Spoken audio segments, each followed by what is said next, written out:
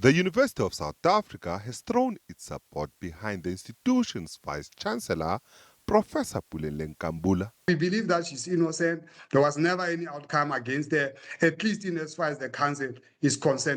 In a conversation with the SABC, UNISA has rebutted claims that she was not qualified for the position.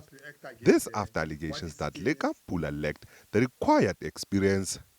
She was appointed to the top position at UNISA in 2020 and her contract was renewed a year before the initial one finished.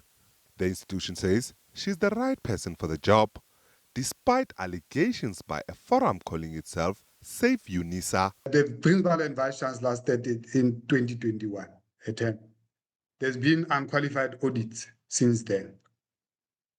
Since her, consistently so, amidst the allegations that were never proven of corruption.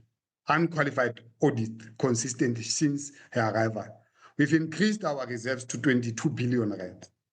We have our investments increased to 12 billion rand.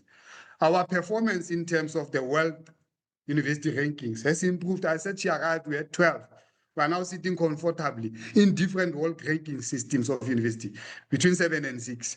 Senakoane also stated that all legitimate processes were followed in her reappointment. If you go to the Higher Education Act of 1997, specifically the amendment of 2006, you can go check the section 51. It says, for an example, on selection and appointment of the principal and vice-chancellor, at least 6 months before the retirement of the principal and vice-chancellor, or if the office becomes vacant for any reason, then the council can appoint. But it goes beyond that because, remember, this is a minimum. A minimum by implication you can do as a guideline, it's at least a minimum of 6 months, but you can do beyond that. UNISA maintains that the findings of the independent assessor, Professor Themba Musia, in 2023 were wrong. Senakoane questioned the methodology of the Musia report and says they don't take it seriously. He says they took the report on review, but to date, there have been no developments in this regard.